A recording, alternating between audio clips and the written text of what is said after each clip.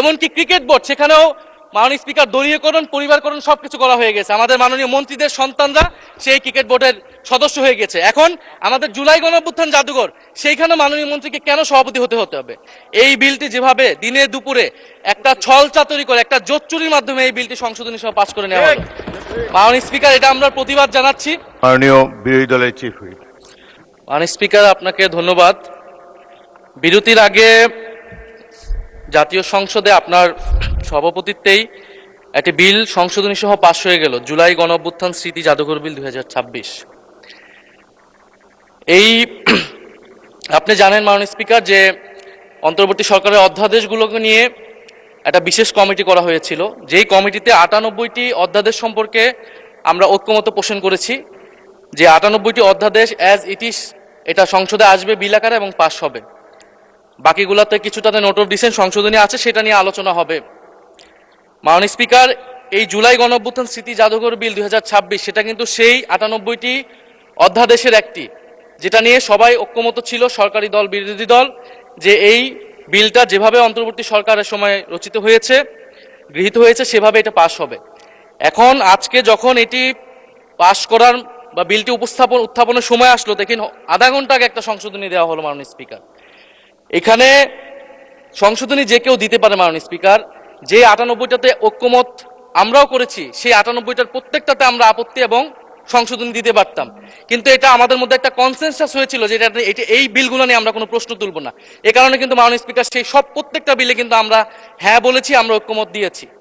কিন্তু সরকার দল আজকে এটা আপনার সামনে, এটা কিন্তু রাজনৈতিক সমঝোতা ভঙ্গ করা হলো, কনসেনসাস ভঙ্গ করা হলো। তাহলে এই বিশেষ কমিটি যেটা করা হয়েছিল, সেই কমিটির কোনো প্রয়োজন ছিল না। আমরা জানি সরকারি দল চাইলে যে কোনো আইন, যে কোনো বিল তারা উপস্থাপন করতে পারে, সংশোধনী আনতে পারে, পাশ করতে পারে, তাদের সেই মেজরিটি রয়েছে। বিরোধী দলের হা না আসলে এখানে কোনো মূল্য নেই। কিন্তু আমরা এখানে কেন আছি? আমরা এখানে আছি যাতে আমাদের আপত্তি থাকলে জনস্বার্থের বিষয়ে আমরা কথা বলতে পারি। সে কথা বলার সুযোগ যদি না দেওয়া হয়, এই বিলটি যেভাবে দিনে দুপুরে একটা ছল চাতুরি করে, একটা জোচ্চুরির মাধ্যমে এই বিলটি সংশোধনী সভা পাশ করে নেওয়া হলো। মাননীয় স্পিকার, এটা আমরা প্রতিবাদ জানাচ্ছি। এবং যেই সংশোধনী, স্পেসিফিক সংশোধনী নিয়ে যদি আমি একটু বলি 2 মিনিট, যেখানে 2টি সংশোধনী, বিশেষ সংশোধনী এনেছেন একজন মাননীয় সংসদ সদস্য, যেখানে তিনি প্রস্তাব করেছেন যে সংস্কৃতি বিষয়ক মন্ত্রণালয়ের দায়িত্বে নিয়োজিত মন্ত্রী বা প্রতিমন্ত্রী এই জাদুঘরের যে পরিচালনা পর্ষদের সভাপতি হবেন। আগের সংশোধনীর আগের বিলটিতে ছিল যে একজন বিশেষজ্ঞ, সরকার কর্তৃক নিয়োজিত একজন বিশেষজ্ঞ সেটার প্রধান হবেন। এখানে কিন্তু সরকারি নিয়োগ দিবেন, কিন্তু সংস্কৃতি মন্ত্রণালয়ের অধীনে অনেকগুলো প্রতিষ্ঠান আছে, শিল্পকলা আছে, নজরুল একাডেমি আছে, বাংলা একাডেমি আছে, জাতীয় জাদুঘর আছে।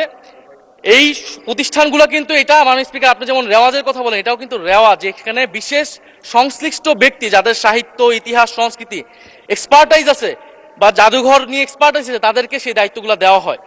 সেই ধারাবাহিকতাতেই জুলাই গণঅভ্যুত্থান স্মৃতি জাদুঘর, এটা কিন্তু কোনো শাখা জাদুঘর না, এটা একটা স্বতন্ত্র, একটা বিশেষায়িত জাদুঘর।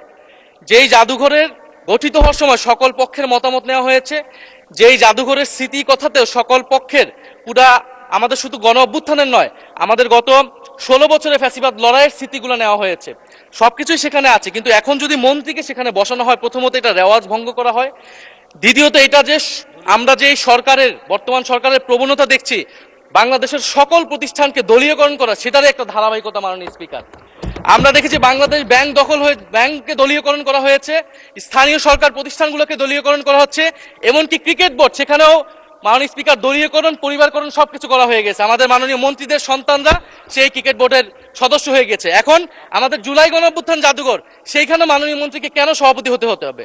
সেটা তো মন্ত্রণালয়ের অধীনে একটি প্রতিষ্ঠান। আর দ্বিতীয় যে সংশোধনী, যে সরকার চাইলে যে কাউকে বাদ দিয়ে দিতে পারবে।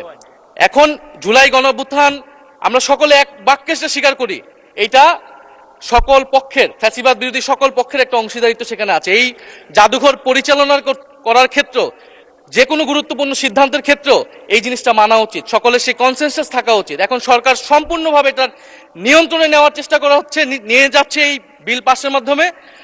ফলে আমি আপনার কাছে এটার অনুরোধ জানাবো, আহ্বান জানাবো সরকারের প্রতিও যে সংশোধনী বাদ দিয়ে এটা এখনই যেই ভাবেই এটা বিল ছিল, যে ঐক্যমত হয়েছিল বিশেষ কমিটিতে, সেই অনুযায়ী যাতে এই বিলটি আবার পাশ করার ব্যবস্থা করা হয় বা সেই অনুযায়ী আইন অনুযায়ী ব্যবস্থা গ্রহণ করা হয় মাননীয় স্পিকার।